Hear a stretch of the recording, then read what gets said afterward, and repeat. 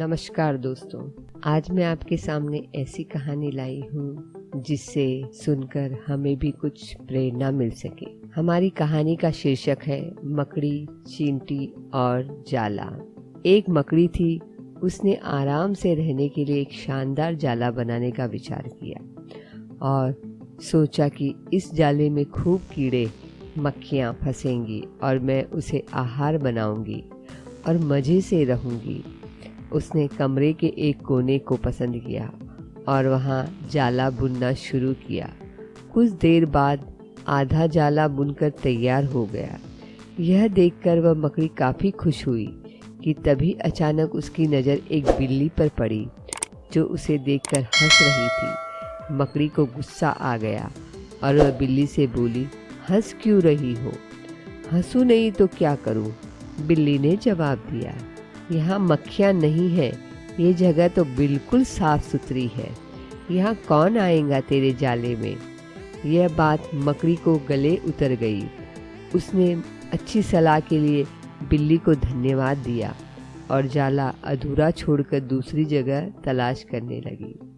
उसने इधर उधर देखा, उसे एक खिड़की नजर आई और फिर उसमें जाला बुनना शुरू किया। कुछ देर तक वह जाला बुनती रही। तभी एक चिड़िया आई और मकड़ी का मजाक उड़ाते हुए बोली, अरे मकड़ी, तू भी कितनी बेवकूफ है। क्यों? मकड़ी ने पूछा। चिड़िया उसे समझाने लगी, अरे यहाँ तो खिड़की से तेज हवा आती है, यहाँ तो तू अपने जाले के साथ ही उड़ जाएगी। मकड़ी को चिड़िया की बात ठीक लगी और वह वहाँ भी जाला अधूरा बना छोड़कर सोचने लगी, अब कहाँ जाला बनाया जाए। समय काफ़ी बीत चुका था और अब उसे भूख भी लगने लगी थी। अब उसे एक अलमारी का खुला दरवाज़ा दिखा और उसने उसी में अपना जाला बुनना शुरू किया। कुछ जाला बुना ही था तभी उसे एक कॉकरोच नजर आया जो जाले को अचरज भरे नज़रों से देख रहा था। मकड़ी ने पूछा, इस तरह क्यों देख रहे हो? कॉकरोच बोला, अरे यहाँ कहाँ जाला बुनने चली आई हो? ये तो बेकार की अलमारी है, अभी यहाँ पड़ी है, कुछ दिनों बाद इसे बेच दिया जाएगा और तुम्हारी सारी मेहनत बेकार चली जाएगी। यह सुनकर मकड़ी ने वहाँ से हटकर जाना ही बेहतर समझा। बार बार प्रयास करने से वह काफ़ी थक चुकी थी और उसके अंदर जाला बुनने की ताकत ही नहीं बची थी।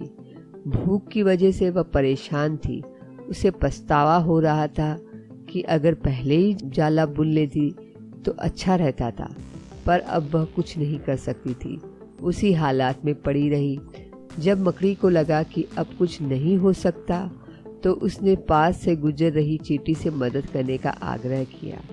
चींटी बोली, मैं बहुत देर से तुम्हें देख रही थी, तुम बार बार अपना काम शुरू करती हो और दूसरों के कहने पर उसे अधूरा छोड़ देती हो, और जो लोग ऐसा करते हैं उनकी यही हालत होती है। और ऐसा कहते हुए वह अपने रास्ते पर चली गई और मकड़ी पछताती हुई निढाल पड़ी रही। दोस्तों, इसी तरह अगर हम कोई अच्छा कार्य कर रहे हैं तो हमें ज़्यादा दूसरों की बातों में आकर अपने कार्य को अधूरा नहीं छोड़ना चाहिए, परंतु उसे पूर्ण करना चाहिए। यही अच्छा है हमारे लिए। अगर आपको यह कहानी अच्छी लगी हो तो आपसे विनम्र निवेदन है कि आप इस वीडियो को लाइक और हमारे चैनल को सब्सक्राइब जरूर करें तथा कमेंट के द्वारा अपने विचार हमसे व्यक्त कीजिए, क्योंकि आपका सहयोग ही हमें ऐसी और प्रेरणादायक कहानियाँ आपके सामने प्रस्तुत करने के लिए प्रोत्साहित करेगा। जय भारत।